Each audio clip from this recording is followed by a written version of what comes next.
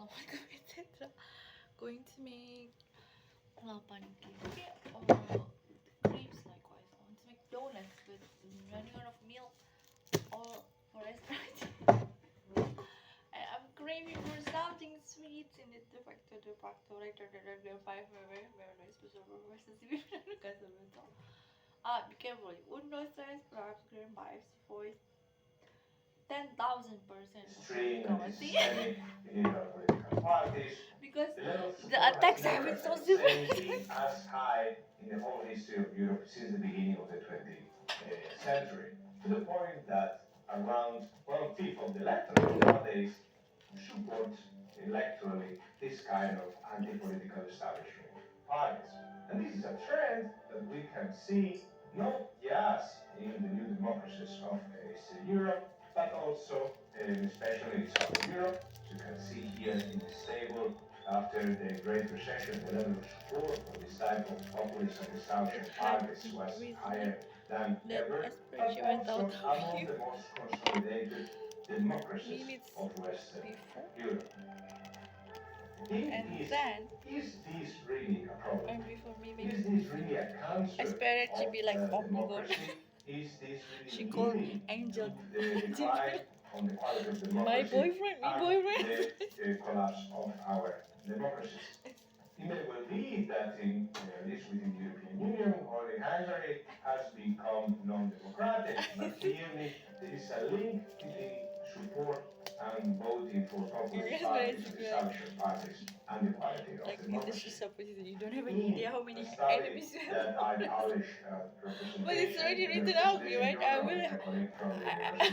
No, life will be complicated, but we are enjoying. In 2020, we show that there is a clear negative and significant relationship between support for political establishment parties and the quality of democracy. You can see here that it doesn't matter if we look at Western Europe or Eastern Europe. The more support for establishment parties, the more support for populist, liberal, and systemic parties, the lower the quality of democracy is.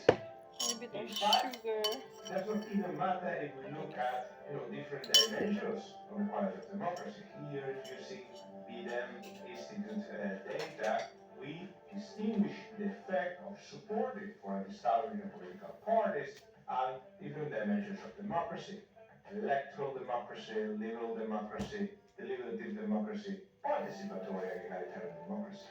Of course, the first might be different, but they all point to a clear conclusion. Butter. And I was going to make butter.